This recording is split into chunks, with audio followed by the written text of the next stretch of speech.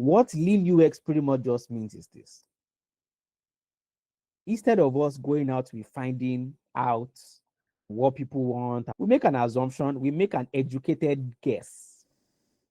An educated guess. Now, what we are going to do is we say, okay, we are building for farmers. Fine, we already know who our users are, but we don't know exactly about the users in that specific neighborhood or in that specific area or location. It could be Nigeria, it could be US. Everybody has different ways they interact with products, especially the location matters a lot. In the UK, yeah, they have some of the ugliest websites, but people actually use them easily. And I've discovered that back in Nigeria, we like things being very crowded. If you look at apps like Chowdeck, it's not minimalist. If you look at Jumia, if you look at AliExpress, those are things that we are used to. We want information fast because Nigerians are just very fast paced. Your location matters as well. Now, lean just means you are not going to do research. You look at apps, popular apps in those areas, in those industries, and then you try to do better than them. You try to mimic some of the great things they are doing. That's what we call a competitive analysis. You try to mimic exactly what they are doing well, but you will not look at what they are not doing well, and then you will use that to take advantage to then design. And pretty much, we typically do this for MVPs, first version of products. But after you build a first version of a product, you are required to now start thinking of doing research, meaning, oh, maybe in the first week, maybe we got 1,000,000 downloads. That is amazing because maybe marketing did their job very well. We got 1,000,000 downloads. That's amazing. But by the second month, we are now getting like all of those million people that downloaded, they actually signed up and all. But then people stopped visiting the app to use it. That means a problem has happened. We need to go and find out why this has happened. What is the thing that is confusing them? That is why we typically have tools like analytics tools that are installed in every app. Not every, but I'll say most apps you have on your phone have analytics in them.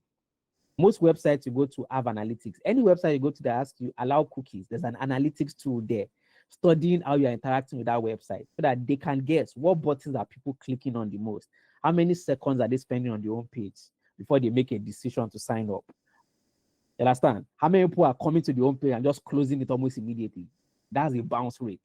Bounce just means somebody comes in and then they all bounce out. They all close it sharp, and then make the apps better. When we discover that, oh, people are coming to the home page, but it's not, maybe they are spending on average, maybe just 5-10 seconds there. I want them to spend more time to read the information. That means something about the language, taxonomies, as I was saying yesterday. Taxonomies, the words we are using to communicate things, maybe the imagery is not that clear. It's still confusing people. Therefore, we need to go back and redo our copy. And even before we even launch it, test it out with sample users to say, oh, what do you feel about this? Do you understand what this says? This image, is it depicting the right things? And then we launch it. Now, once you now launch, you now see, oh, maybe more people are now spending time on the home page, and then they're even signing up a little bit more. That means you fixed that problem. But because you fix that problem doesn't mean the problem still doesn't exist. It means some people will still come and still not understand. How do you now make sure that everybody understands? But beyond that one page, remember, every app has different pages. What if in your app, people are getting to a point where they're about to make payments, but then they're closing the app at that point? Is it your exchange rate that is scary? You have to go back and then rethink things. You understand? Research is not just about finding about the users, but research is also done during the building phase, even after you've built, and for updates, it's done continuously, back to back. But most times for MVPs, companies will just start with the lean methodology, make educated assumptions, look at apps or products within that same industry, look at competitive analysis. What are they doing well? What are they not doing so well? How can we take advantage of the things they're not doing so well? That people come to us instead of those guys. But after you do that, you then have to start doing other forms of research. You understand? Well, yeah, that's pretty much what it is. I think I've started taking it to Raymond's time. Everyone, for those who are here already, I guess people will join us eventually. But anyway, it's Sunday, so I can understand. Yeah, Raymond will take us through colors. We'll share his screen. We'll talk about a few things and definitely show us how to do it in Figma. And please, I want you guys to also do those things that we'll be doing as well. It's not just going to be, he's teaching you, and then, you guys are just watching. He will teach you, he'll give you a few minutes to do the same thing he just did. If you have questions, please don't hesitate to use the chat section or mute and ask. but try to not interrupt too much, you understand? So that I can clarify certain things to you guys and then move on to the next thing. Raymond, the floor is yours. You can go ahead and do your thing. All right. Thank you very much, sir. Okay, give me a second, everyone.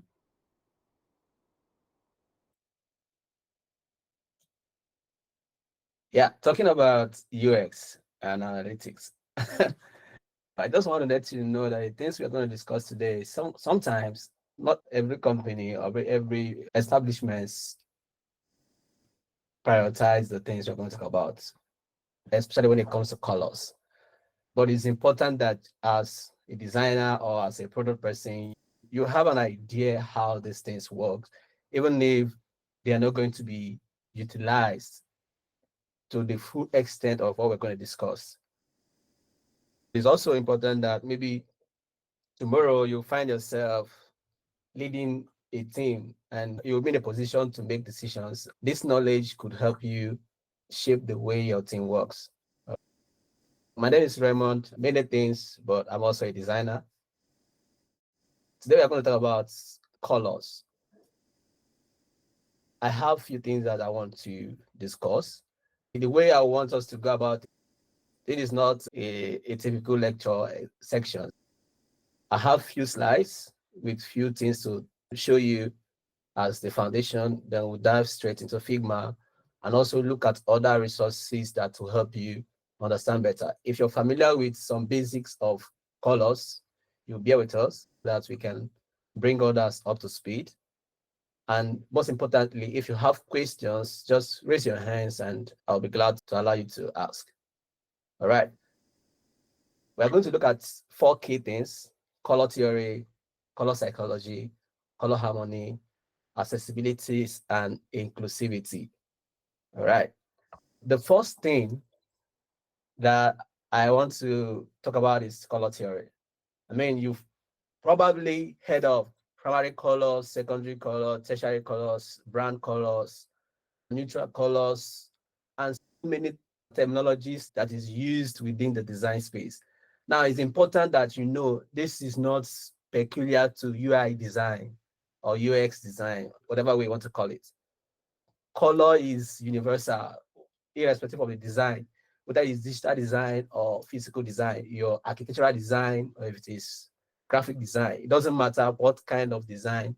These principles applies everywhere. All right. Whenever you're working as designer, you most likely encounter these terminologies. If you're using tools like Figma, you must have seen in the color pickers, you will see something like the color the HSL, the HSB, the RGB, and so many other types of terminologies. All those are different systems, color systems, or frameworks that is used to choose colors, to design different colors. All of these systems have different approach on how colors are being defined and used. And depending on the tools you're using, you most likely be using more of one than the other. If you're within the printing industry, I did printing a while ago, and the color system we're using was what is called CMYK: cyan, magenta, yellow, and black. And when I came into the digital design space, the CMYK is not used because it's primarily designed for print. The way colors looks like in print is totally different from the way colors looks like in your phone and in your computers, because these systems are different. That is what all of these different systems you see here are for. And the top one here is just a way people use to group colors, just like the name implies, a primary color and then the secondary color that most likely assists the primary color, the tertiary color that is used also as an assistant to the primary color. And sometimes some people call their primary color as the brand color, while other people have a primary color and also have a brand color. At the end of the day, it now comes down to a matter of choice. Okay, color psychology. I have a very simple example here that will help us picture what psychology means and how it influences color. If you're familiar with China, you will know that Chinese love red colors. If you go to a Chinese restaurant, there is no way you will not see a red color design. Decorations is always red. That's because red is a very symbolic color for the Chinese people. They consider it as prosperous color, as good wishes. And if you're familiar with the Western culture, probably you watch movies, you will know that the Western cultures associate red with love. Think about Valentine and any other Western festivities that is being celebrated all over the world. You will notice that red is always at the center of those celebrations because it has this cultural significance. But when I was doing my research, I saw that in South Africa, red can also mean bad luck or funeral. When I saw that, I was like, okay, if you are a designer and you're working for a South African company, probably a South African company contracted you to create a product for them, you have to be careful how you choose your colors because you don't want to choose red if it's going to imply bad luck for that company. These are the things that colors can influence. Depending on the culture or the tradition or the situation around the products you're designing, it will influence the kind of colors you choose.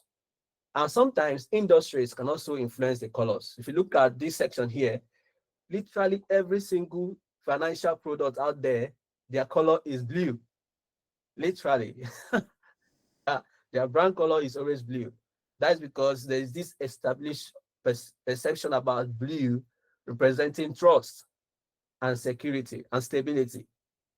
Why reinvent the wheel when there's already an established system that people understand? And just like Timmy was talking about, that in UX, the user is at the center of the conversation. If your users are familiar with the implication of a color called blue, then you as a designer, your job is to find a way to incorporate that into your design because you want your products to communicate trust, especially if you're designing for maybe the financial industry. And the same applies for any other industry. And if you look out there carefully, you notice that there's always a pattern for each industry, the kind of colors that is being used. And then we talk about color harmony. Color harmony is more or less how different colors communicate with each other, how they communicate with each other. It could be a continuous progressive communication, or it could be an opposite communication. A progressive communication could be an example of monochromatic and analogous colors. Monochromatic is more or less one color with varying shades of light and dark of the same color. Then analogous is multiple hue colors, but when you look at those colors in a color spectrum or in a circle, that they all follow each other along that circle. And complementary color are mostly opposite colors, but those opposite colors can be used to complement each other. And the triad is obviously something that is a three color combination that most times opposite or adjacent each other. I will show all of this just in a minute.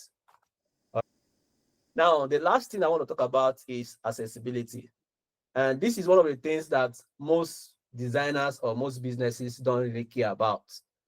Is one of those topics that is important, but it's not most times emphasized.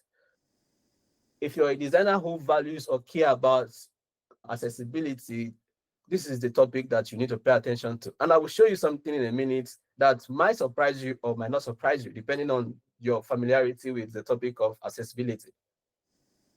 Within accessibility, most times what we always look at is the contrast of the colors, the readability of the colors, and the colorblind friendliness of those colors. Contrast talks about the ratio of difference between the foreground and the background. The foreground is the text. For an example, this text is the foreground. The background is the color behind the text. That is the contrast. Then readability is how visible is the foreground when you place it on top of the background.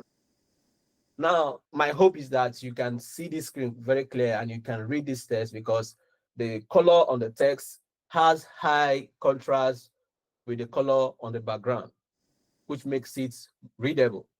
And color blind in itself, it doesn't always mean that a color has high contrast, doesn't always mean that it's color blind friendly. Because color blind talks about how different people with different visual system perceive or see colors. There are people whose vision allows them to see a certain kind of colors like blue or red.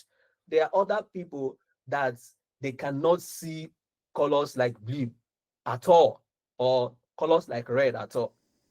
Depending on your audience, you need to think about how these colors you're choosing influences or implies to them. If you're designing for a specific group of people, there is a research that shows that in Europe, the older population, most of them suffers from cataract, which means that they have poor vision, poor color vision. Once they start crossing 40 to 50 and above, they have difficulty seeing colors. If you're designing a product that is targeting such kind of audience, you need to be careful the kind of colors you choose because you want them to be able to actually see the product you're designing for them and use it. That is why accessibility is important. We are going to take a step backward and I'll just be going through random websites, random tools that will help you visualize what we're saying. Looking at accessibility, you notice that I was careful to use a certain kind of colors for my slides. And in a minute, I'll ask to know if anybody can tell me what kind of color system I used. But if you look at this screen, you will notice there's an image. On the center of the image, we still have the same colors, just as I showed in my first slide. But something in between, we are seeing a different color. And this is a tool that I use most times to see how the same color appears for different kind of visuals, different kind of people with different type of vision. That is why it's important that as a designer, you consider how your colors influences your product and how people that are going to use your products are going to interpret the colors you're using. Every color here is in their own way bold, right? And visible, but not all color are equal. Some color can have a very high contrast or high visibility. Once you look at the screen, something calls your attention immediately before any other thing. That is why it's important that when you're making your designs, you need to start considering, what do I want my users to see first? Is there something else that can influence that? Now, it's important that you know that color is not the only thing that can influence contrast. Because if you look at this screen now, there are other things here that influences contrast. Can someone tell me?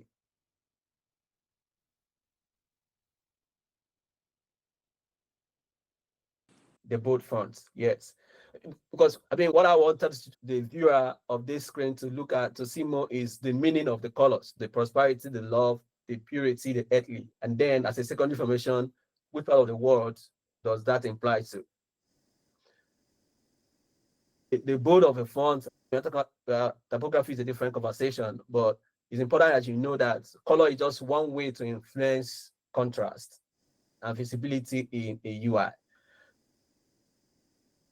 What I want to show you, I have a website that uses this same monochromatic colors, and I want you to see how it looks like for somebody who is colorblind.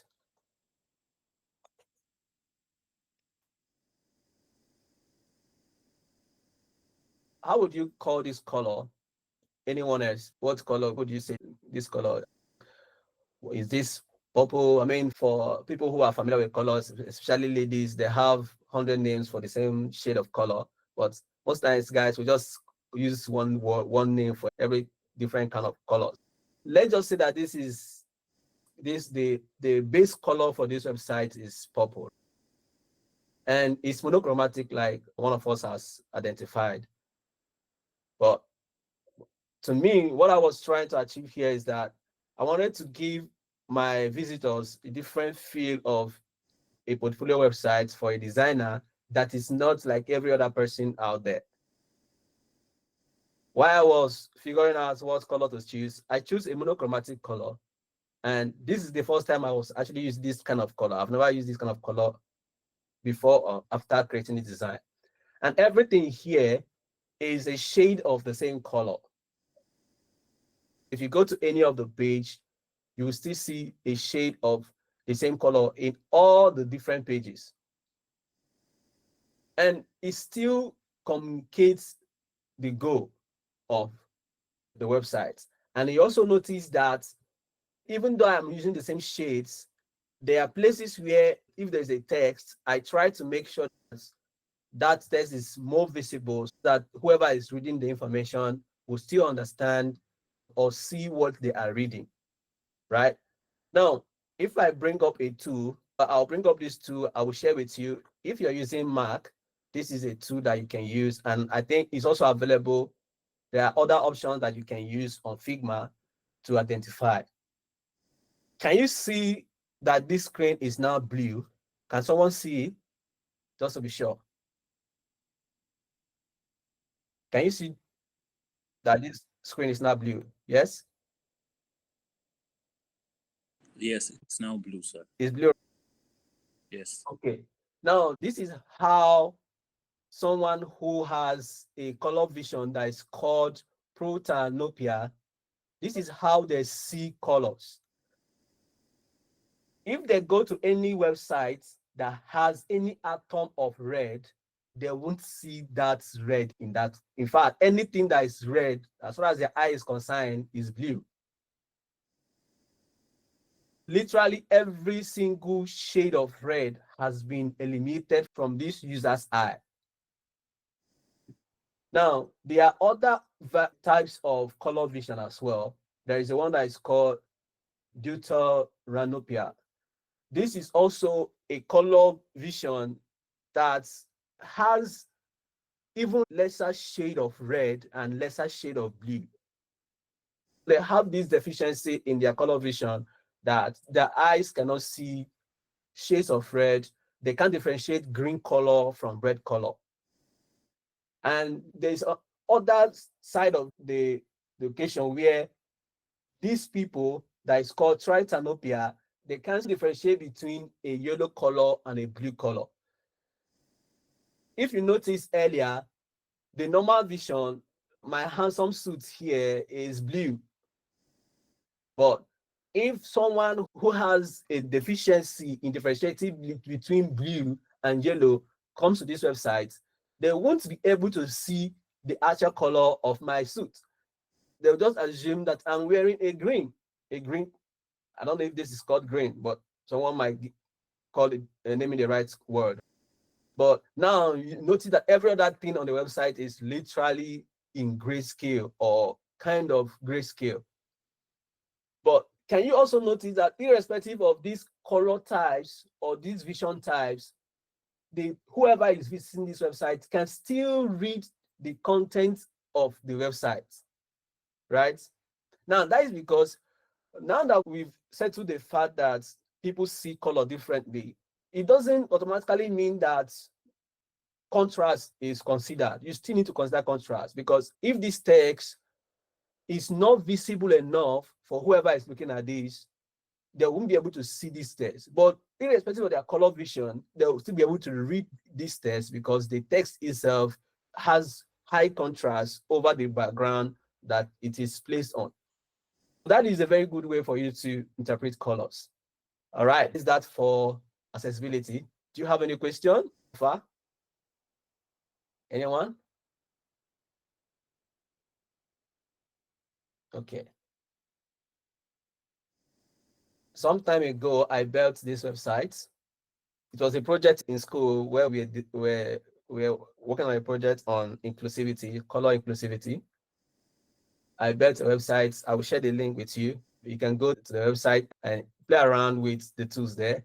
It's not a lot, but it's something that you can benefit from. A core idea is that here you can play around with all of those color visions I just talked about to see how each of those colors view the exact same design. So you have this chart here that shows different metrics, and you will see how each of these color vision actually interprets the colors that is used here. All right. The other thing that I want to also help us to look at is Mr. Timmy talked about how to choose colors or how to build a new color system. What we're going to do is that we're going to go to Figma.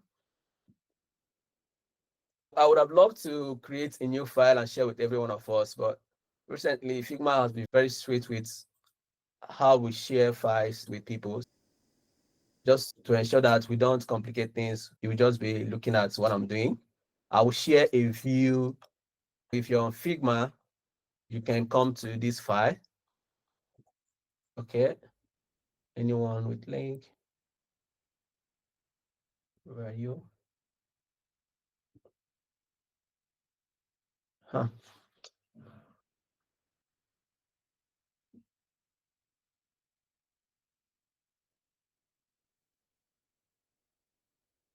Actually, I can't invite people anymore. Let me check what's going on. I want to copy the Figma file link so that people can have view access, but Yeah, click on that, change that to anyone, anyone, yeah. Oh, and then go back to this save the changes, okay, that's and changed. then copy link is at the top. Just copy. Yeah, The thank you. updates, the updates has been back to back lately. Okay, I think here you can also just come to this file. If you're not familiar with Figma, when you come to the file, if you look at the top, you will see my avatar. Just click on it to follow me, so that you will know where I am every single time on the screen. That's Yes. how you be able to see me. If you're on your laptop, please do follow. I'll be going back and forth on Figma just to help us get some things done. All right. How do you start to create a color system? Now, the way I think about color system is that colors can be very complicated. Like all of these things we just mentioned, I told us that we have monochromatic, analogous, complementary colors, right? Now, there is a very good tool that I use to always look at those differences, and that is the Adobe Color Wheel, which I will share with you. And I think you actually have to create an account, a free account for you to be able to use it. I've shared it on the chat, but it's a very good tool that will help you to visualize those different colors. Here we have the analogous color, and like I told you, they always follow each other, right? Along the color wheel. You see that once you move the base color, every other ones follow. If you want a color that is close, adjacent, close to each other, an analogous color is your preferred choice. But if you want the monochromatic, just like the one I showed you from my websites, a monochromatic color is always a shade of the same color. Yes. You see that we have green, and we have a shade of green from a lighter green to a darker green. Of course, you can influence all of this color by manipulating them and choosing different shades. And if you want, you can also go with colors that are opposite to each other. Let's say, for instance, I have a blue color. Then I can choose this other yellow color here to be my secondary color or my tertiary color. All of these terminologies is really depending on where you're working. If you are the only designer in the team, you have the opportunity to establish the naming convention. But of course, it's always important that you look at how other people in the industry are naming their colors to help you have a good idea of how you want to name yours. When other designers join your team, they will not have to reinvent the entire system to be able to understand how to use your color system. You want to help them to get acquainted with your system as fast as possible because you've used a predefined system that is familiar with what the industry is using. But my recommendation is always to start with a very simple system. Don't have 1,000 colors. Let me show you something that is very important. If you go to Mobbing is a website where you find design inspiration, but the difference is that the design inspiration here is mostly designs of actual products. They just took screenshots of different products out there and you will be able to see it. Depending on the kind of products you're designing, if you're designing a product for marketing websites, you might be opportune to use colors. But if you are designing a web application, you find yourself just sticking with very few colors, mostly different shades of neutral colors. You will not plaster everywhere with green color, with blue color, right? You will notice that if we switch to maybe the UI element, because probably most of us want to start designing UI for web application or mobile apps, you will notice that you will rarely see different colors. It's always shades of neutral colors, shades of different black colors, shades of different blue colors that are very neutral. And most of the times when you see an actual brand color, an example is this. When you see an actual color that you can call a brand color or you can call a primary color, it's on the button. Most times the main call to action, because in this case here, in this UI, the platform wants you to unlock this feature. So they want to emphasize this button. That's why they're using the primary color there or the brand color. But every other thing in the UI itself is mostly just neutral colors. It's always important that depending on the product you're working on, you start with a very simple color system and you can work your way up there. The first thing that we want to define is, who are we working this product for? Who is this product for? Because we want to know what kind of color they value. Let's say that, for instance, we are working for a product in China and we're working for a product within the restaurant industry. We also know that we are working for a product that the user base is mostly older people. Let's say 50 to 90 years. You see, I want to create colors, but now I'm writing all these things. This is just a very basic way of defining the requirement, because you want to know what are the basics that you can actually use to say that this is the acceptance criteria. This is what we, at the end of this exercise or this project, we have met all of this need.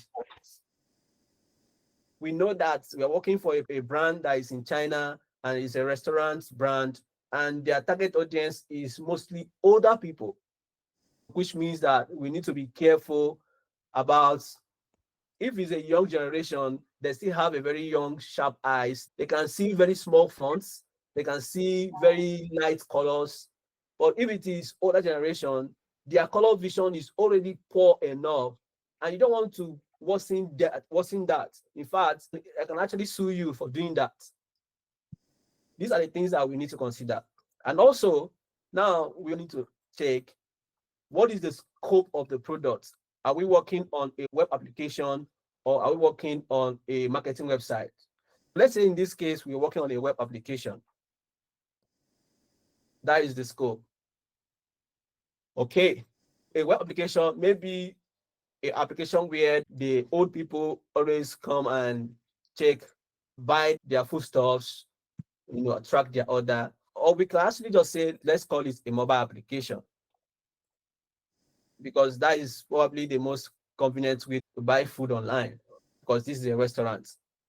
Now that we know the audience, we know the market, we know the country, we know the kind of products we are building, the question now is, okay, what kind of colors do we want to choose for this project? Now, a good way to go is Timmy mentioned, sometimes the company or the organization might not have the resources to go and do the usual user research interviews to ask people what your preferred color. That these are the kind of research that other type of research can be sufficient, because interview is not the only way to research. You can conduct secondary research. Secondary research is things like going to read an article. Here we have an article talking about colors. You can come to this article, what is it called? International Colors Color Guide. And you begin to study for each country, what kind of colors do they have? What is the interpretation? Oh, you find that in China, color is something that you to say, right? What's something? Okay. Let's say, for instance, we finish this analysis and we realize that, okay, China values red colors. No wonder all their ceremonies is color. Let's just say, okay, China ceremonies or Chinese ceremonies. Oh, you see, everywhere is a plaster of red palettes. You know you are in the right direction because already in that tradition, they are very, very familiar with red. Can you see the beauty of this? Can you see the beauty of this? They literally try to contrast the bride from every other person. A very good way to contrast a bride from every other person is to use red, because red is love, red is good tidings for Chinese people. Now we can confidently say that red is a very good option for us. Now we can say, okay, yes, let's choose red for our restaurant products because red means good stuff for Chinese people. We have chosen red, right? Now, it is one thing to choose red. It's another thing to now decide what kind of red do we want to choose, what kind of shade of red, because you want to be able to choose those red colors and choose colors that actually has good contrast. This is how I would do it. I've seen these Chinese people with this red. I can use a tool to extract this color. There are several tools out there. I will use one that I know everybody will be able to have access to, and is a Chrome extension. I will share it with you. It's called, it is literally called Color Picker. Let me see if I can find it.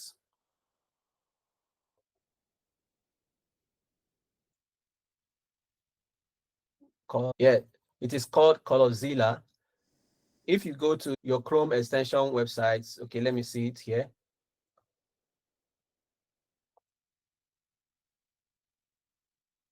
Can copy it and share on the chat. Is the chat a good place to send resources, or is there a preferred place I can send them to?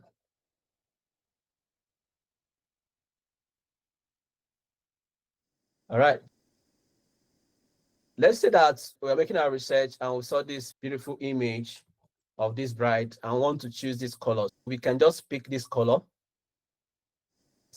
pick a color from this page, and we can pick this red color. Now we've copied it, we can go to our Figma and we can use it as our color. We can go back again and do more of our research to find more different shades of red, because not all red are equal. Okay, let's say in this case, traditional Chinese wedding. This is also a wedding. Let's look at Chinese restaurants.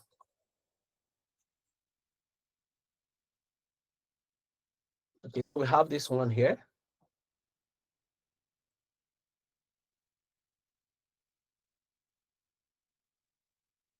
View image in your tab. Okay, the image is small, but we can actually pick the color. If you can see it.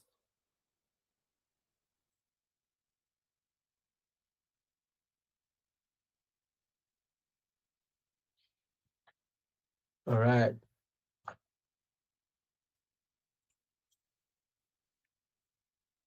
Now let's just go with these two for now. Another good way to find colors, I think, is you can obviously use this accessibility color or the color tools that Adobe provides, and you can go to explore and you'll find different colors. And I believe you can search for the term red and see if you can find different colors of red. Here you can see we have different shades. They even go extra mile to provide you a red with alternative. In this case here, we have the red and we have the orange and the yellow. What they are telling you here is that this is actually something you can combine. If we go back to our tool, the tool we're using before, here, we can actually look at where does the color we just saw now, where does it belong? Is it an analogous color or monochromatic color? But if you notice here, the color that we chose here, let's see, we see that we have red, and then we have yellow, and then we have the orange. You can even expand it any way you want. This is a very good example of monochromatic colors. If you are going with red, you know that if you're going with an analogous color, I mean, you can decide, okay, I can choose red and I can also choose yellow. Now we have two colors, and you're very confident that this is a pattern that is already established. You're choosing something that is already used out there. And if you look carefully in those colors that we are going to find within the Chinese restaurant, you will see that there is a combination of red with a combination of different shades of yellow. You will definitely feel excited if you're a Chinese or if you love Chinese cultures. Here, this has given us a very good sense of what kind of colors we can use. We can actually pick more color from here. Here, we can pick this one color here, this gold color. It is the same within the same system as the other one. Okay. Let me put a pause for now and see, is there anyone that has any question that would love to ask a question? Anyone?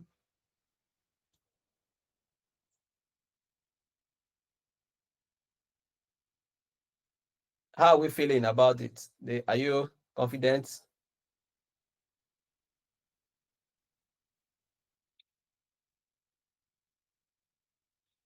Okay, let me, like one of my boss used to do, he likes calling name.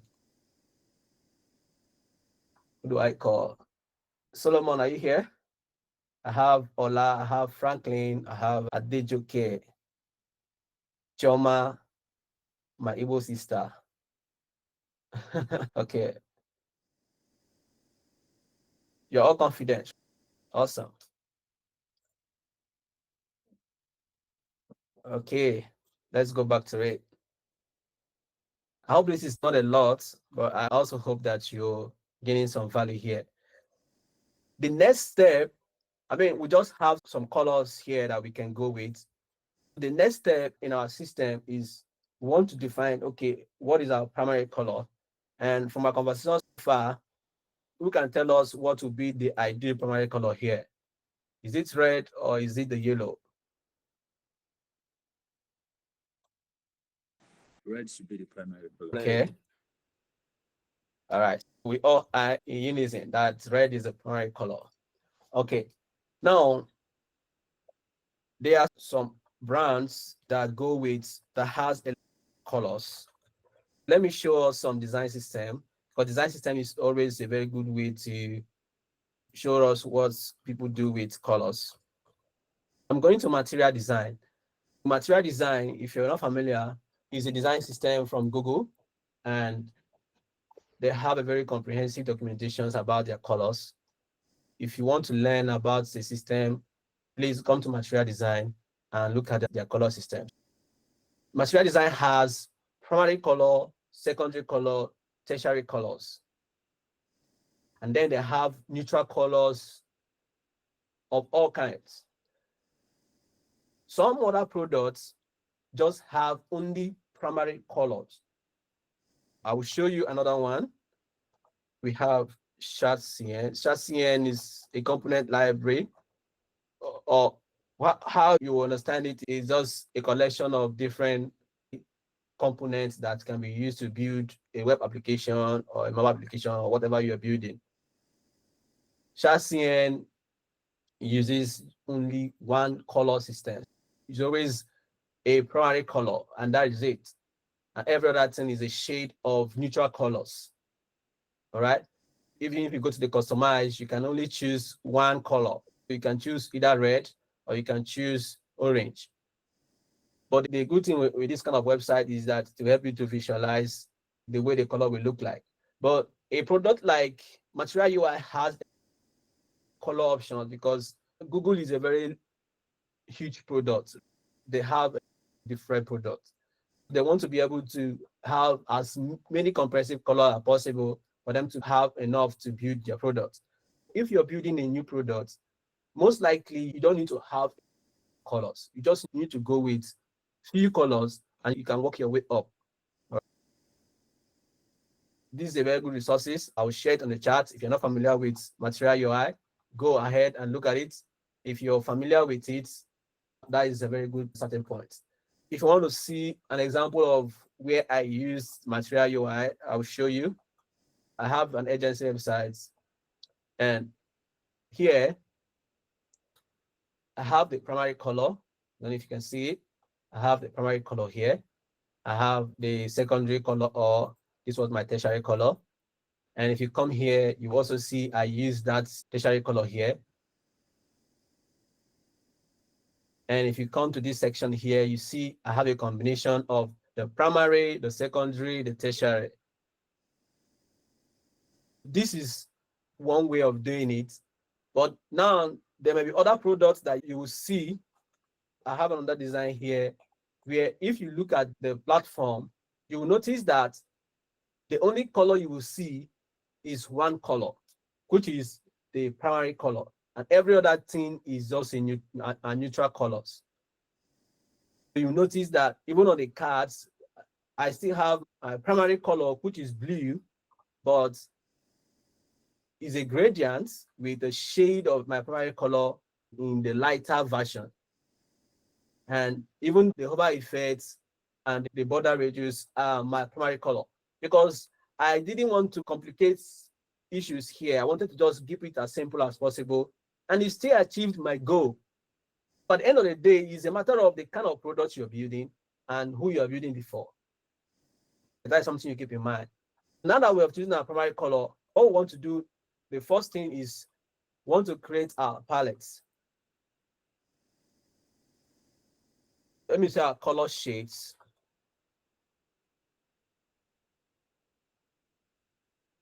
Okay. We want to create our shades, and then we want to create our tokens. I'll explain the difference very soon. All right. Our shade is just a combination of one color with the different light and dark version of that color, so that it will give us a spectrum of colors that we can use. There are so many tools you can use out there, but since we are on Figma, there are plugins you can use to create all of these things. In fact, you don't even need to do all of this manual work. In fact, there are plugins you can go to and just search for an existing colors and use them. But the reason why I'm doing this manual work is, if you're not familiar with the foundation, you might not really appreciate the effort that has been put into creating those plugins. And sometimes, even if you use those plugins, you will not be able to how they work or what you did there. You just copied and paste into your design, which most of the time works, because unfortunately we are in an era where everything is fast-paced environment. You want to be as fast as possible, but it's also important that you understand the core foundation. When you understand the core foundation, if you're using those tools to create your stuff, If it comes to explaining them, you will still be able to explain what you've done. That's why I'm doing this. But of course, we are still going to use some plugins. The first plugin that we might use is this plugin that is called Kulos. I don't know how it's pronounced. Let me go. Also, a website. It's called Kulos. Kulos.co. So we can play around on the website and also play around on Figma. I will share the link. I think it's also important if you can just copy these links and paste them in your notepad, and then you can come back to them later on. Here you can generate different colors, and on the free version, you can play around with the color generator to create different shades of color. But because we have already chosen our primary color, and we also have an option of a secondary color, we are not going to be doing that here. What we are going to do on the Figma tool, we are going to create different shades of our colors. The first shade we want to create is the red. Let me just delete all of these stuffs. And here we have the red color. Oh, yes, unfortunately, you can only type. Let's see if I can pick the color. And here, I want to go with white. Just pay attention to what's going to happen here. But I want to go with white here, but I can also choose the same red. Then what I want to do, if you can see very well. Okay, remember I told you about the HSL, which is the lights, the saturation and the lightness. And also I told you about the hairs. Since we have the hue, the saturation, and the lightness can help us to increase how bright or how dark it is. Saturation adds or remove the color tones. Here we can go with, let's say we go with 10. You see everything is darker now. But here, if you go back to 100, then here we can also go with 100, which makes it white. But if you go back to the main color, and then we just choose something like 95, we are still within the shade of that red. But we go to, let's say 98. I mean, I'm sharing my screen. Sometimes you may not see these details, but if you're on Figma and you're playing around with these color shades, you will notice them.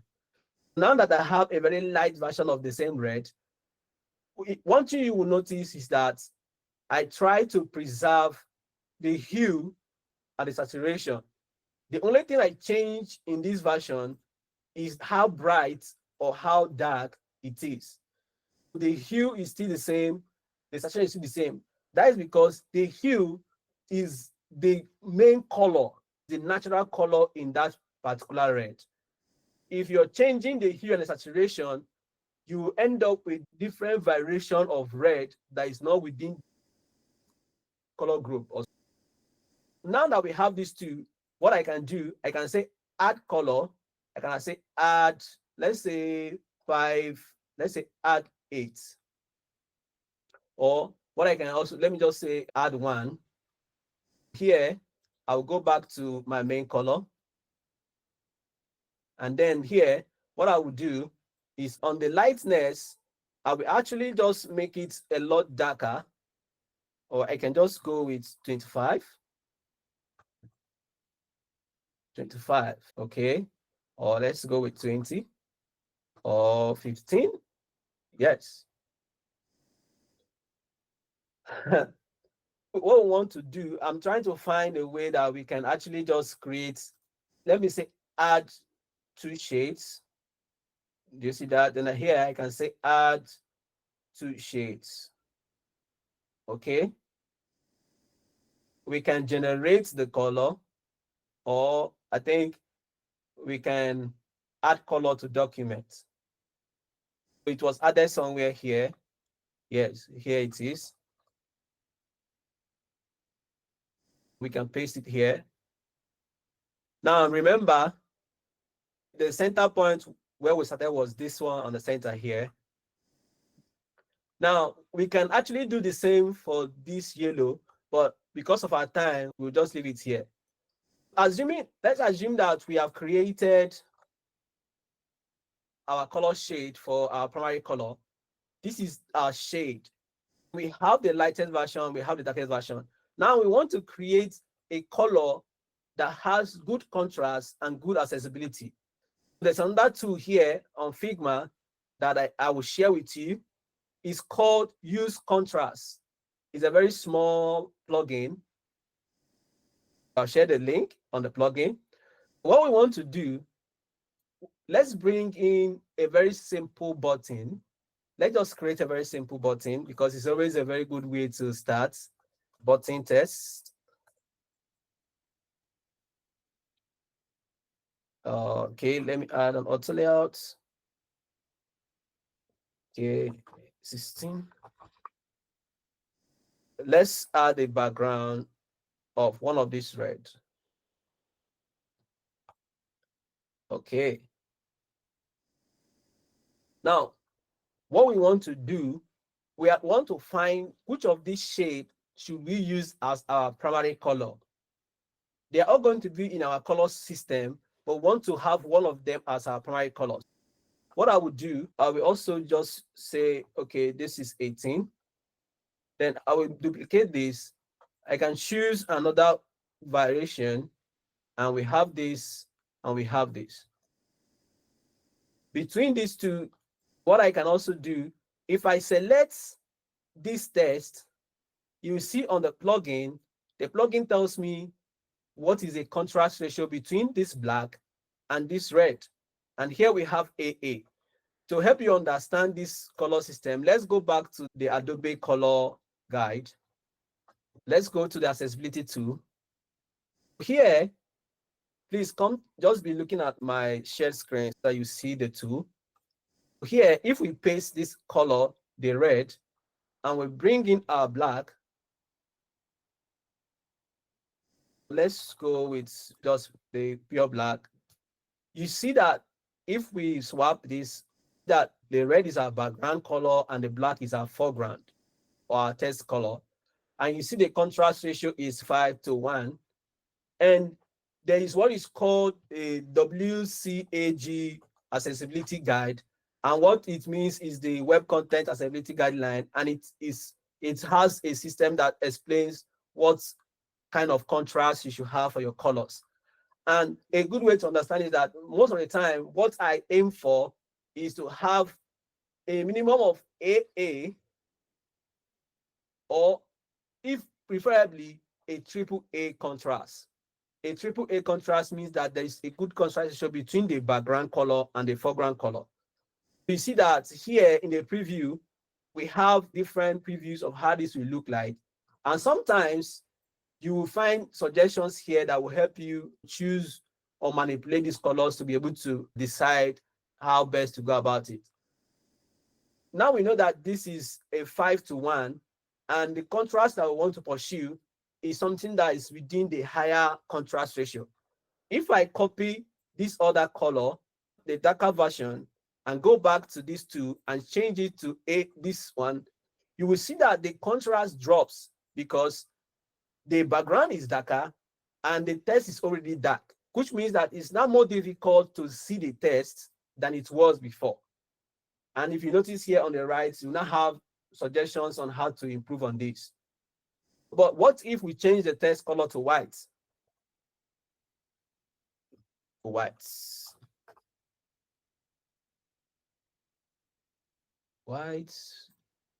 Yes. Do you see that white on the darker version of that color gives us a higher contrast than that we had on black? If we change this to black, you see that the contrast is very poor, but if we change it to white, the contrast is very high. What if we copy the lighter version of our red shade and use it there? Instead of using a pure white, we can use the lighter versions. You see that the contrast drop, but we still have a very high contrast than when we use black. It's now left for you to decide, okay, do I want to use white or do I want to use this shade of red? What you can also do is that you can actually add one more shade that has even more lighter version of that red.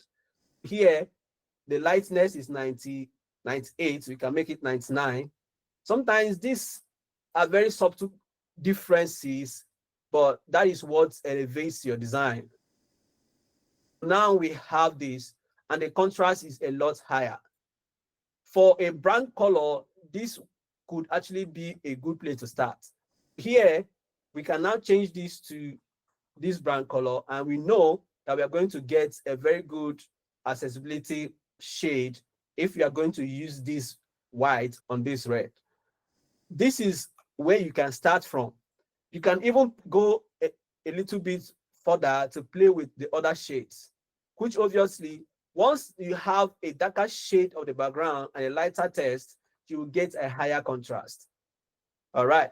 Because of time, I think I will stop here and see if we have questions. What you can do from here now henceforth is to go ahead, create a new shade of this other color. You can choose this or you can choose this. At the end of the day, they will still fall into the same spectrum of yellow. And you can decide that this will be your tertiary or secondary color, while the red is your brand color, if you're working with the same guideline as what we have here. All right. Thank you very much. And are there questions?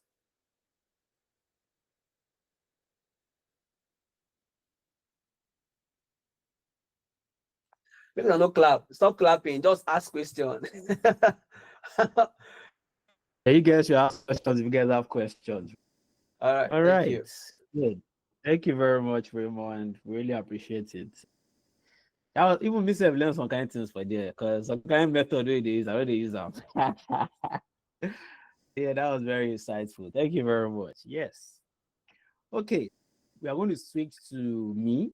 I'll share my screen and we'll go through designs and I'll show you how I do it. Now, Raymond's method is a little bit mathematical, in my own opinion, because sometimes you just want to get things straight. Your client don't know the difference between some of these things.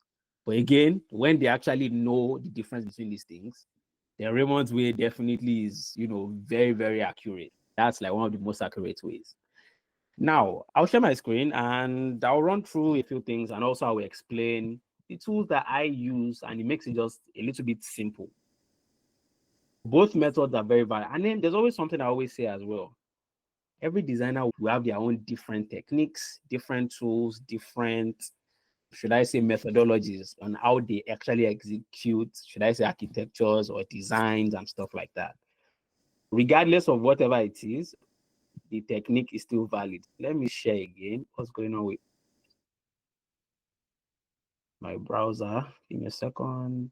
Can you guys see my screen? Yes. All right, good. Yes. Okay. I was working on user flows here. This is UX, but don't worry. You guys don't have to worry yourself about all of that. Wala. Let me switch back to my personal Figma. Now, from what Raymond said, what are the three primary colors? Can anybody tell me what are the three primary colors? If you guys can remember. What are the three primary colors? Red, yellow, blue. Yellow, red, and Red, blue.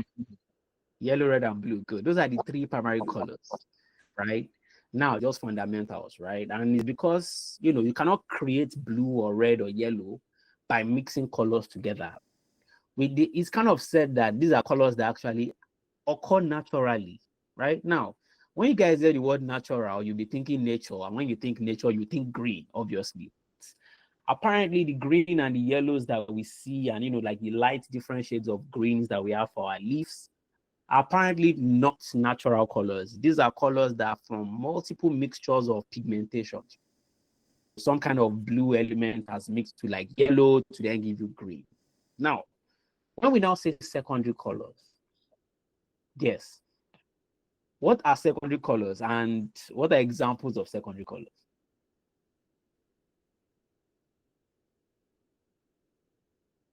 Secondary colors, by definition, should be a mixture of some of the primary colors. For instance, yellow and blue gives us green, red and blue gives us purple.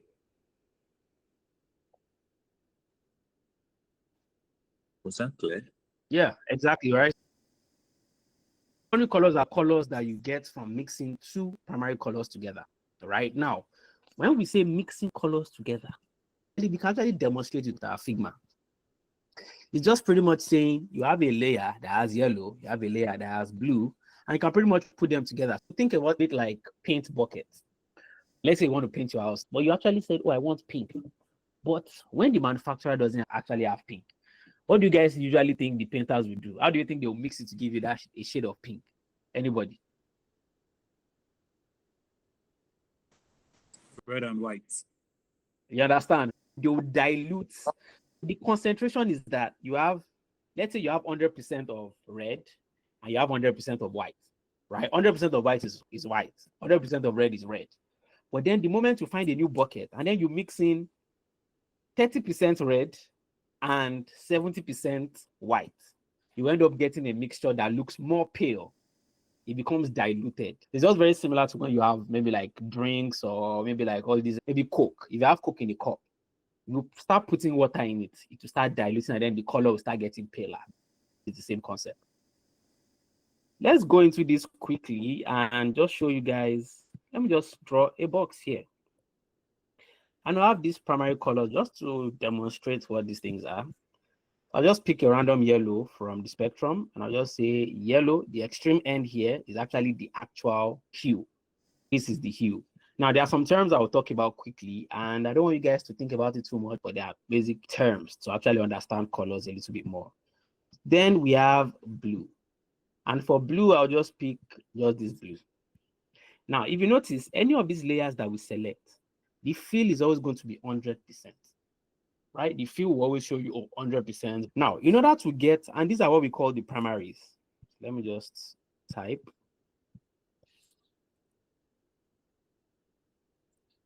These are the primary colors. When I say primaries, I'm not talking about elections. But this, I'm talking about primary colors. Now, when we have this and this guy together, we want to mix them together. How do we mix them together? One of the ways to mix them together physically is by literally dragging this and putting this over the other one. I'm just arranging them overlap on top of each other. Now, one thing I'm not trying to do is I'll not start reducing the 100% here. I'll try 90%. That's not enough to show anything. Then I'll go down to some color. You see, this is orange. Mixture, I'm doing 30% of the red because I've done it to opacity of 30%. But now we still have this. Now, this other one as well, I could say, oh, I want to mix it a little bit more and just take this down. But then I want this guy. Now we have a different shade of that same orange. Now, I could make a duplicate to the side and watch. The moment I start increasing this red again to about, let's say 50, now we have a different shade of the same orange.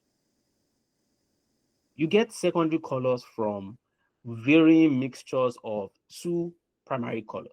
Now, how do we get green? That well is by mixing red and blue.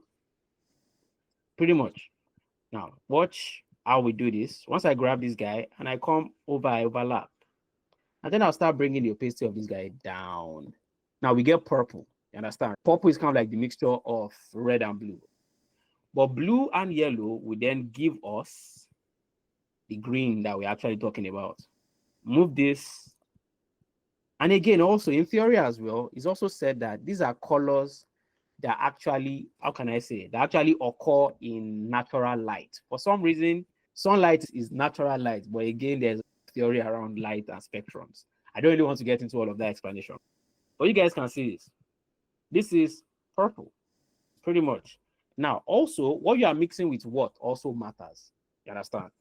With this blue here, and you can see this is blue, it's still blue, but it's just a varying degree of opacity. And also, if I come in here and reduce this guy as well, we're also still going to get like some varying degree of that same purple.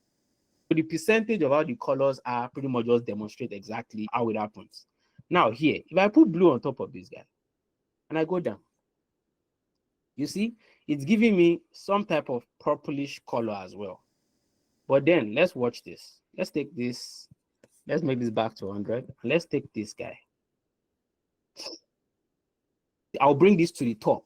Now, in order to bring anything to the top, like all these layer stuff, you can either drag it here and just rearrange. You can rearrange that rectangle 15 to be at the top, or you can just select anything, click on it, and just say bring to front, and then it brings it to the front. If I want yellow to be on the top, I'll just right click, bring to front, and then it brings yellow to the front. There are different ways you could do it. Now, yellow will now be on top this time around, but what I want to do is I'll now start reducing the opacity of my yellow. And apparently it's not giving me green. Now, there's something we call saturations and luminances. Saturations, and these are things that I want you guys to just keep in mind, even if you don't know the total theories. Let's just say saturation, luminance. Now, hue is just another word for color. The hue of the yellow is just this particular yellow I'm using. But the moment I have a duplicate of this yellow, and then I come into the color box, and then I move it just a little bit, the hue has changed. This is a different hue from this hue. If I come down, this is a different hue. If I shift it slightly, this is a different spectrum, but also a different hue. Now, all of these colors themselves, this particular one, this is the spectrum, like a rainbow type thing.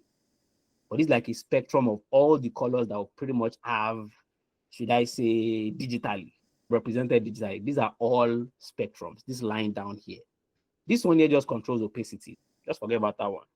Now, here, this is again another yellow, but this is another hue of yellow on a different spectrum of yellow. Hue is just another form of saying color. Now, when I say saturation, that means I am saturating the color. I have an original hue. Let's say this is the original hue. Whenever I want to show saturation, what I'll just do is I'll create a black box just to demo it to you guys. And I'll make this box black. Whenever we say saturation, we are mixing black with your original hue or your original color. When I bring this in, if I go all the way down to 10%, this looks different. And I want you guys to just look at it visually. Once this black is on top, we have a slightly darker version of the yellow. If I go up to 20%, it's darker. If I go to 30%, much darker. This means I am saturating this color. And what saturation just means on the real spectrum is, let me just show you from the color selector, is this. I have yellow.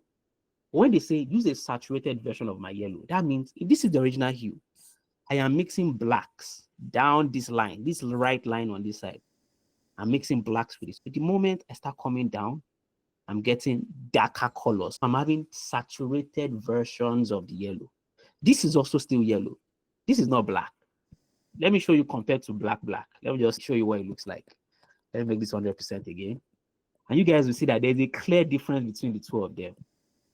There's a clear difference. This is black, almost black, but it has yellow in it. You understand? And I come down again, it's still different because the difference, it might be very slight, but it's there. This X code is usually what tells you that your color is black is typically 000. By the time you come to the X code and you see the actual code of the color, you see that it's not exactly this guy. Those numbers are typically 6 digits. And it's just very easy for you to just identify that, right? Now, I want you guys to try something. I want everybody to go to their Figma files, open the same Figma file you've been using all these days, create a box, and pick any color you like. And I want you guys to saturate that color, exactly what I just did. You can use a black box on top of it, fine, or you could just select how I did it here and just make sure you stay on this line. Now, if your hue is in the middle here, you have to try to stay at the middle as much as possible. Then comes a darker of that, you understand? I just want you guys to just try it out. Once you guys are done, please type it in the comment section that you've tried it. Done. I would like to see at least 10 dones before we can move on with anything else. So I'm waiting on you guys. Everybody should try it out. Let's make it active today. I want you guys to actually go into your Figma, go into your file, create a box, add a color to it, and then saturate it. Thank you. Good. If you have a question, please just unmute. I can see 2 dones. I want you guys to actually try these things. These are real things that you should actually try out. You need to know them. And then I'll show you an automated way to create an entire color skill, regardless of whatever brand you're working with. Yeah, I'm happy. Now, Let's now go back here. Let us now talk about luminance. Think of the word luminance, right? Illuminates, is illuminating something, making something more visible, brighter, luminance. It's just saying, I have this yellow, or this time let's just try like this sky blue. I have this sky blue color. I want it to be brighter. Let us just go up this scale, and this is the brighter version of it. Even though the background, now there's something they call contrast. Contrast just means the visibility of something that is on top against something in the back. Understand? That's just what contrast is. This is a better contrast because this is much darker against a very bright background. One of the things you just know is don't do bright colors over other bright colors. You understand? It's not good contrast. Now, it was saying something about WCAG standards, but luminance is just saying we are mixing white with our color. And how you mix white with any color is just to come towards the left side. If you notice here, all the bright colors are towards the top area. But the more down the spectrum you come, any which way, it is darker. That tells you luminances are down here, saturations are up here. That's pretty much what it is. And just to show you maybe more properly with this color box method, you just say we have this, and we also have this copy. But this one, this time around, I'll just make it white. Now, if I take this white and I just overlay it on these guys, I'll just come here and I'll just start reducing the opacity. And then you can see there's that same, brighter version of that one that we had. And then we can go a little bit lower. Low, low, low. And then, you can have different levels of the color. Now, Raymond mentioned something. Whenever you're working in design, you need to have a wide range of colors to use. It's very, very important. You need to have a wide range of colors to use because it's a key thing. You cannot just be using the same brand color everywhere. Otherwise, you just have a very monochromatic looking thing. And even in that way, it's one-dimensional monochromatic. It's not a flexible use of monochromes. Now, there's now something we now call the color scales.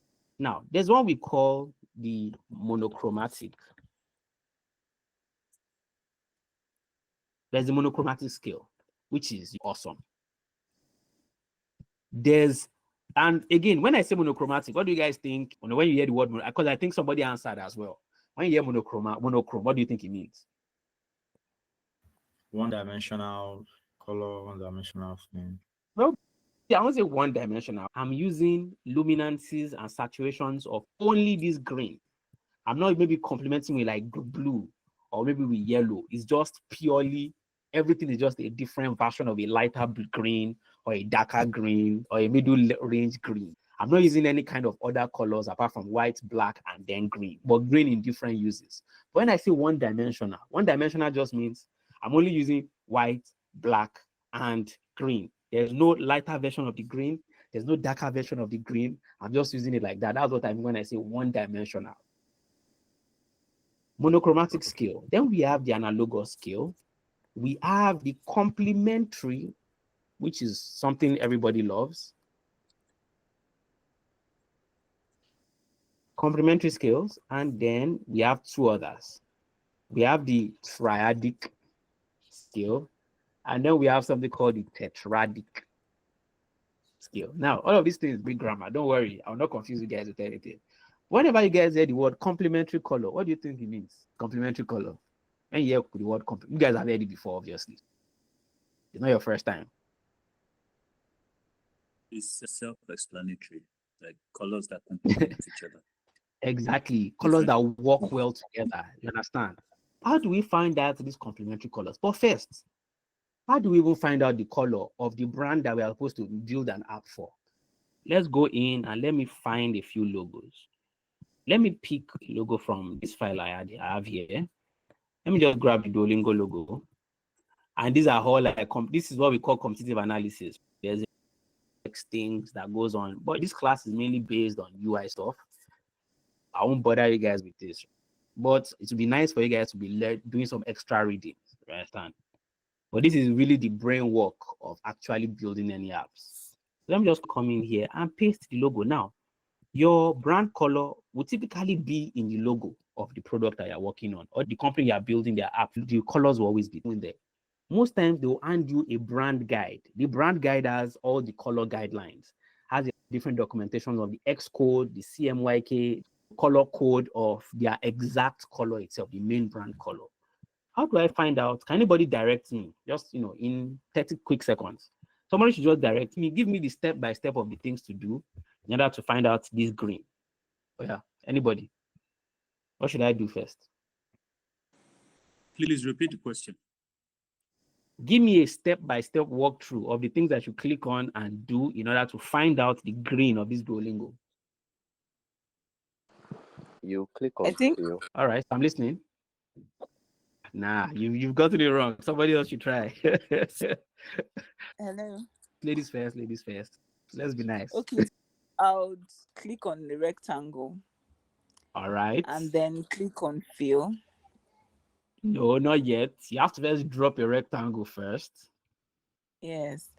Then click fill. on fill. Okay. Yes. Color picker. Okay. And then I sample the color. And then click Now you on guys it. can see, right? The color code is 78C701. If I just click, now I have the color. All the guessing and everything is already gone. Now I have the actual color. Now the problem is you should not go online to be looking for the logo. It's always better for them to provide you, because most times when they process an image, it has been copied from here, it has been screenshotted from here, it's now here. The color changes a little bit because of the screen types and all those types of things. So it's better to always get the actual color code from the companies themselves. And then if they say they don't have it, because I've seen that a lot, then you can sample whatever color, right, you find online, and then show it to them before you continue working. You understand? Very, very important. This is pretty much how you find your brand. Now, how do we now find out complementary colors? How do we now find the complement? Now, if you guys notice on this logo, you can see that there's a different shade of green here. What is this? Is this luminance or saturation? Luminance. Luminance is a brighter version of it. I can see the consistency around that. Now, why do you think they chose this orange of all colors? Because it complements the green. You get. And now, the orange is also now having a luminance version of the orange as well. You understand? That's kind of like the beauty of it. You have to have different ways of using the colors so that you can be more creative with your use of color. Now, and then you can even create things like shadows, lighting, whatever. Now, let's just go back. How do we now find a complementary color or analogous color or whatever for this our green? I don't use the Adobe color wheel. What I use is the Canva color wheel.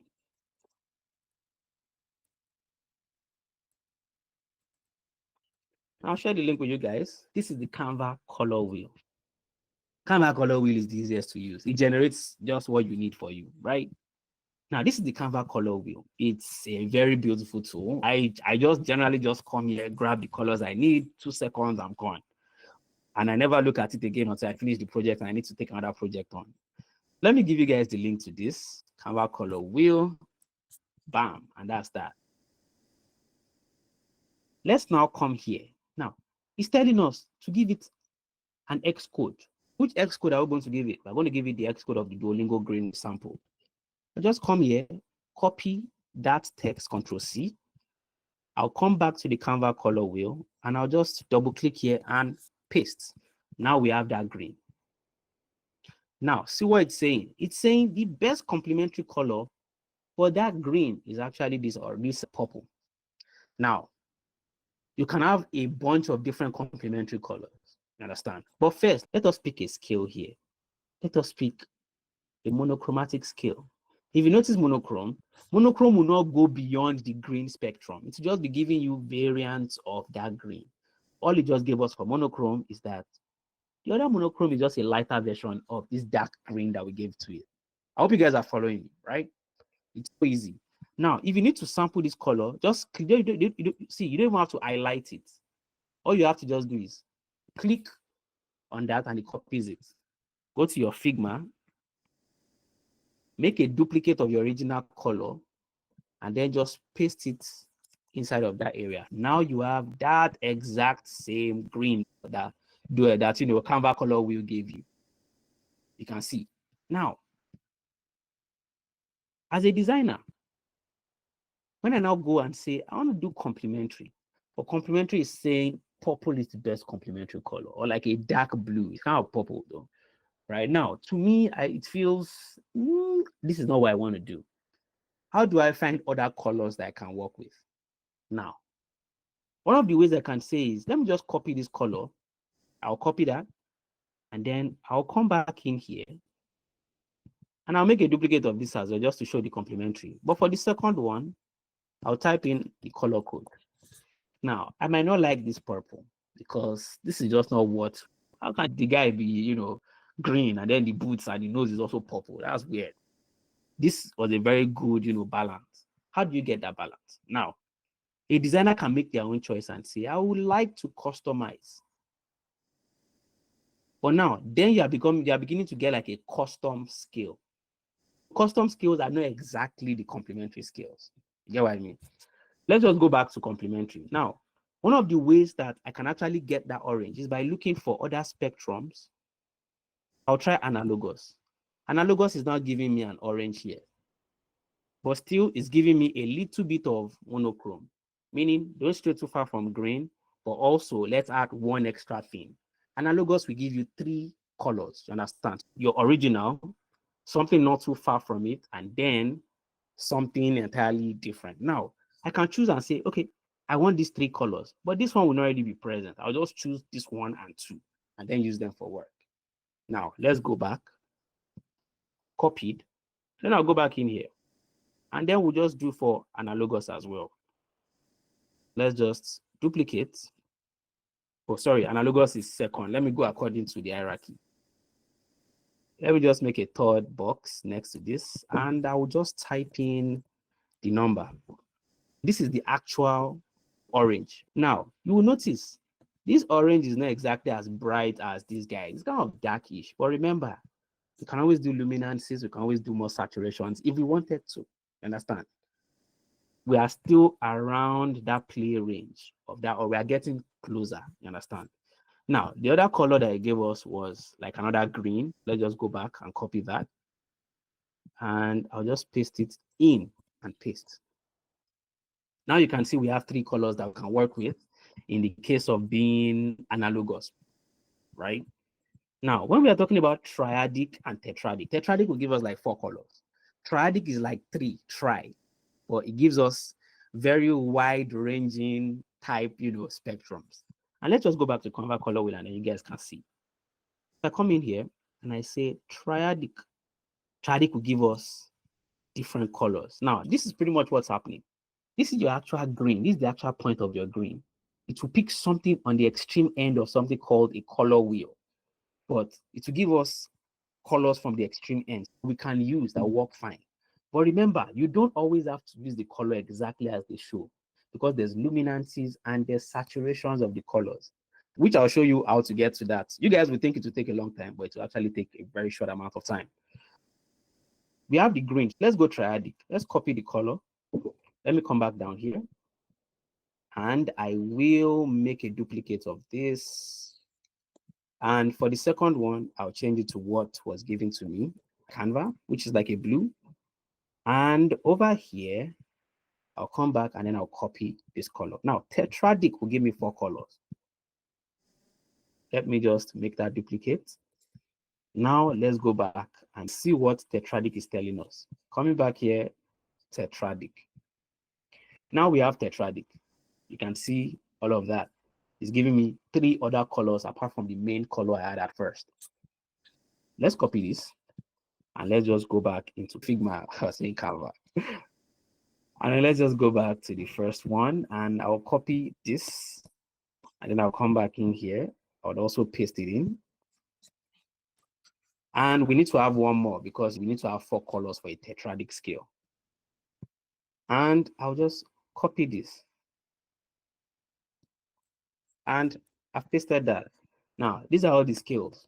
Right? This is how you get to those things. But now, we need luminances and saturations of everything. But In order to get these luminances and saturations, we also want to create something called color styles. There's a plugin for it, which I will show you guys. That's the easiest way. That's the shortcut for that. I've taught you guys the long way of doing it, but I've already shown you guys a little bit of it, but I don't want you guys to learn the long way. Just learn it the easy way and you are done with it. There's a plugin here called, and I'll go to plugins. The plugin is called the Tailwind CSS Color Generator. Once you click on that, it's going to pop up. This is the Tailwind. It will give you every saturation that you need for almost any color that you have. You guys just stay with me, just listen on. Now, I need to see the saturations of this guy.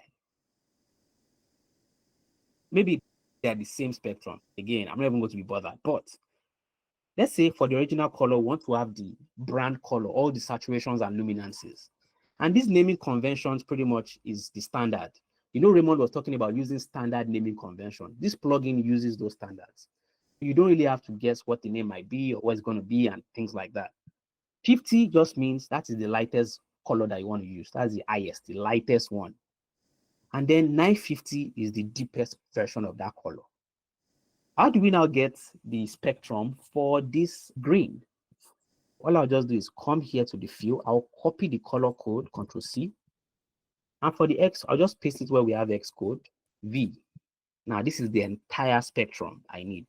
Now, this goes a step further and then automatically creates a style for you. That is why you have the button that says Create Styles. But also, if you want to see the color guide, you can just say, you can just tick this box. It gives you like a physical representation of your Figma of all of those colors with the text and their X codes. Now, just watch. Now, the next thing that happens here, because I love this plugin so much, I could just come here and then, now this is the color scale name. I can name it.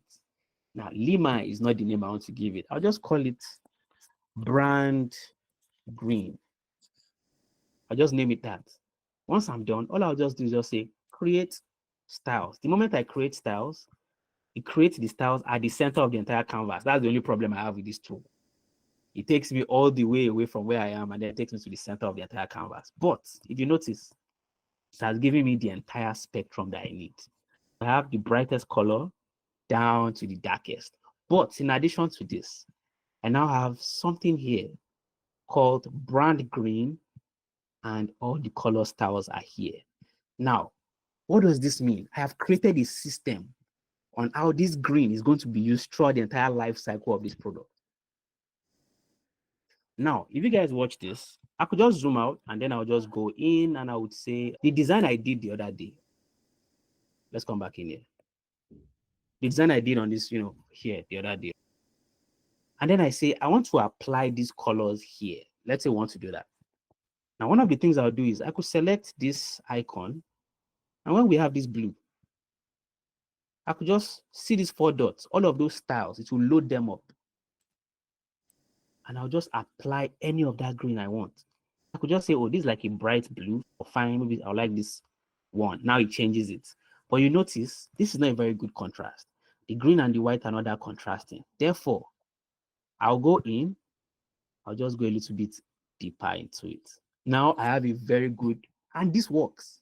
This is what I use for every single project. This is how I work on every project quickly. When you are creating design systems, this is how you should do it. But that is when you guys learn about design systems. Now, if I want to apply it to something else again, I could come here and then look here and say, this icon as well. But this is a gradient. This is a mixture of colors. Therefore, I'll not really mess with this too much. You understand? But if I wanted to keep it a very flat icon, all I'll just do is select this linear. And I'll say this is kind of like a deep-ish color. I'll find a deep version of my green. And I could just pick that. Now it has changed this part. If I go into the radial part as well and say I want to change that, that's kind of like deep-ish. I could also just do like 700. Now the head is also green. For the second guy, I could say I want to use the complementary color. Let's go back. Let's first pause on this. We'll come back later. You can see how quick it is that you can use to apply to it. Also, the same thing applies to fonts.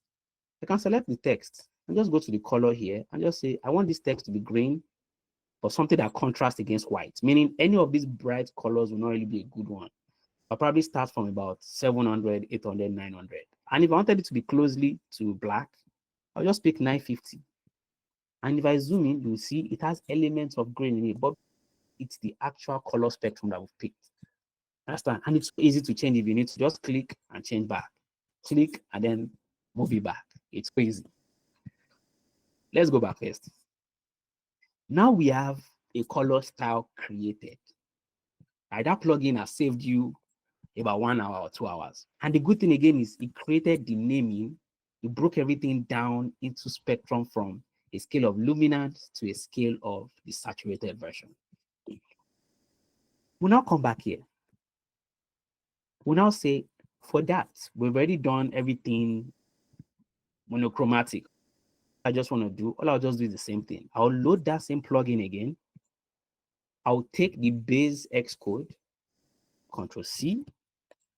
I'll go into this, I'll just double click and I'll just paste the X code. Now it has given me spectrum for that purple. Same thing, I'll name it. I'll just say, let me see, I think we're on the complementary. I'll just say comp purple. You can name it any fancy name you want. I just like to know, just name things standardly that other designers that take the job from me after I'm done or after I quit can actually, continue from where I stopped. That's just my own idea. I'll just say generate color guide. If you don't need it, you don't need it. But let's just generate for the sake of the class. Once I select this, create the styles. It creates another one again. And I'll just drag it all the way back, right, to that entire area where, what's it called? Arrange it here. Now we have an entire purple. If I need purple in my design, I can go back here. It has created that purple as a preset.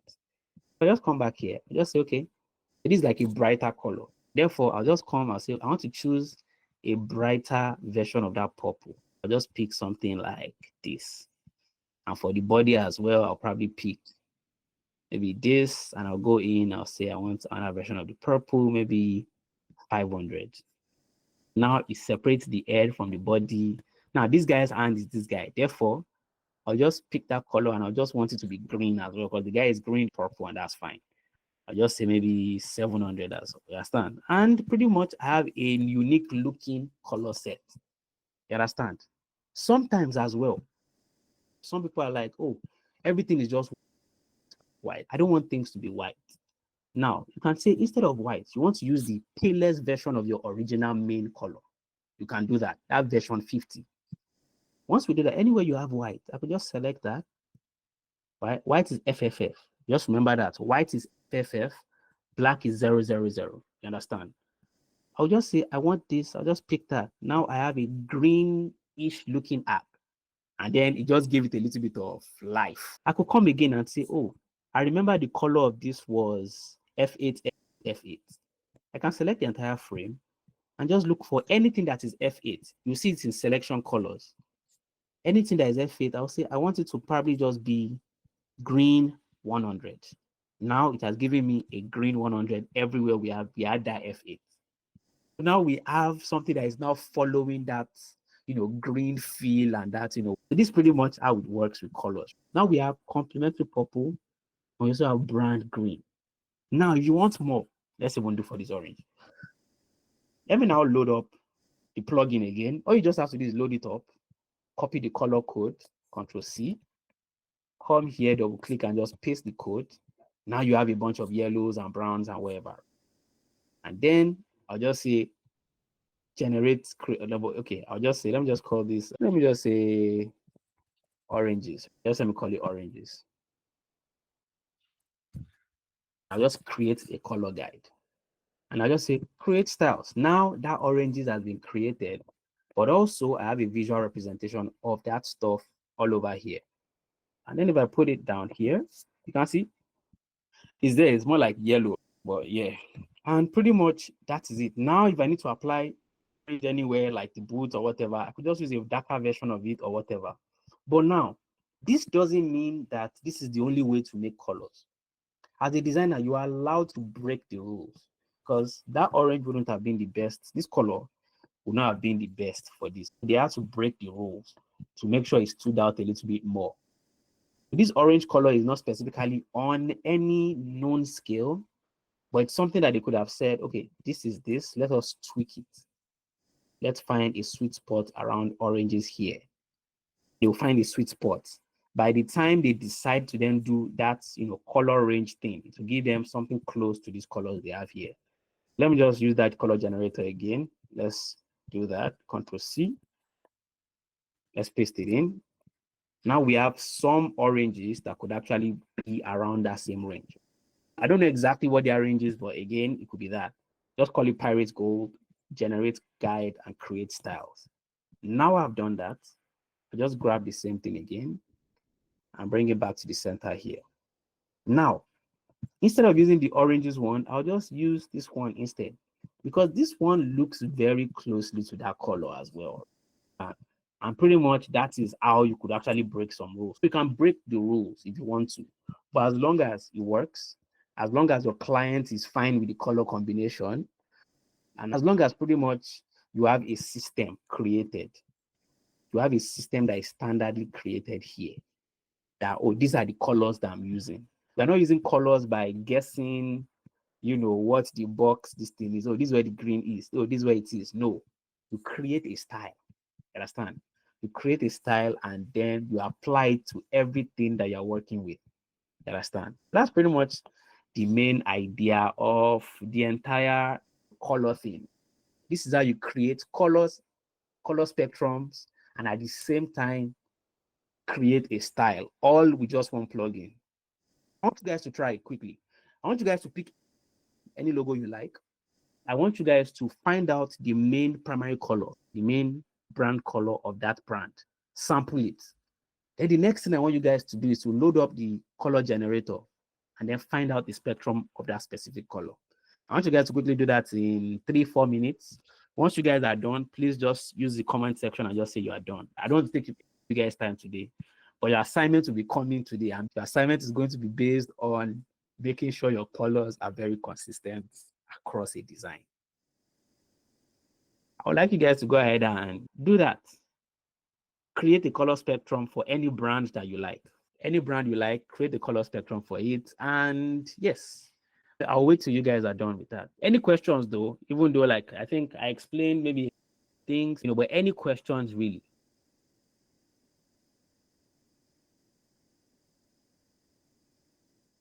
Raymond's method is very mathematical. And with mathematics, you can be very, very accurate. That's where I guess I would say the advantage of that is, right? For those who are working for design agencies, that might be a way to definitely work with that. Now, for someone like me, I don't have the time to be mathematical personally. Your clients want results, they want things fast, and there's an impatience about it. Now, the tailwind color generator will give you using the tailwind scale. But the tailwind scale lately has taken over the industry like crazy. We're talking about the material design scale and all of that, and that's very good. But the thing is, everybody just wants colors to just work with. We don't care really if it's material design or not, because I don't work for Google. Therefore, the material design scale, if I was working for them, then I'll probably stick to their rules. But working for an agency or a company that is just trying to build apps out, I would not really think too deeply into whatever scale I'm choosing. If I am the designer, it's my choice and I make the rules for those designs. So the tailwind color scale is pretty much the best. You have a very good plugin that does everything right, and you can easily just, select colors and add them to your design without having to guess, oh, it's either maybe on this side or that side of green. You understand? Remember, it's called the Tailwind CSS color generator. That's what it's called. That's the plugin. Let me type it in your WhatsApp. Tailwind CSS color generator. Once you know that plugin, just copy the Xcode of the actual brand that you've sampled and then just put it in. And you can name it, you can tell it to create a guide, and then you are done. It's just the same name for saying color. It's just saying color. Whatever it is, that either you're saturated or desaturated, wherever your color code pretty much is your hue, is the hue where you are at. You understand? That's pretty much what the hue is. Even if it's black FFFFF, that is the hue of black where you are. If it's 00000, that is the hue of white that you are in. If you are in 010101, I don't know what color exactly that is, but that is your hue where you are at. That's the color you want to use. You understand? So that's what I'm saying. That you need to think too deeply about. In an interview, we ask you what is in UX design mainly. Your interviews will always be, what have you done? How did you do it? You understand? Nobody cares whether you can define chroma or complementary colors. You understand? Really, the job itself is actually knowing how to use the concepts, not particularly cramming and remembering the title of, oh, hue means this one means that. Interviews is not like that. They want you to answer, I did this happened, that happened, and this was the result, the end. And that's something I always tell all my students as well. It's very important for you guys to also remember it's know them, because you can flex in an interview. Just say, oh, yeah, I used the typeface and I did this. Not fine, it's an added advantage. But it doesn't really add much. It doesn't really take away much if you use basic terms and you can explain yourself in words. I did this, I did that. This was the actions, this was the task I had to undertake, and these are the results that I achieved. And that is the end. Nobody really cares about whether you're using big grammar, you understand? But certain big grammars come with the territory. When they are saying things like color scale, style guides, it's pretty much something that you should know. But again, the plugin has done that for you. Understand? You should just be able to say how you created style guides. Understand? And how you applied it to a design. And then the results that design. Were there any churn? When I say churn, CHURN, it just means were there any kind of resistance, meaning maybe from the stakeholders, but were there any kind of churn, meaning they disagreed with the color that you used? How did you go back to redefine and find a new skill? You should be able to describe that, not really about, oh, hue is the color of this and that. Nobody cares about that. You get what I mean? I want more people to actually try this as well. Use the CSS color generator to generate the, what's it called, the color scale, the luminances and saturation, color style for the brand itself. And then we'll call it a day. I want to see at least 10 people do this. We have 3 people done. How easy was that? As opposed to going there to be calculating mathematics. Understand? This is the easiest method. And this will allow you to get projects off the ground quickly. You understand? You get things off the ground very quickly, as opposed to having to, go here, this tool, that tool, copy the code, paste it here, arrange it. God. It could get crazy. Yeah, that's the point. Who else is done? Ola is done, Jessica is done, Sunny is done, Pena is done, Ferris is done as well. Good. I need 2 more people to be done, and then we can call it a day.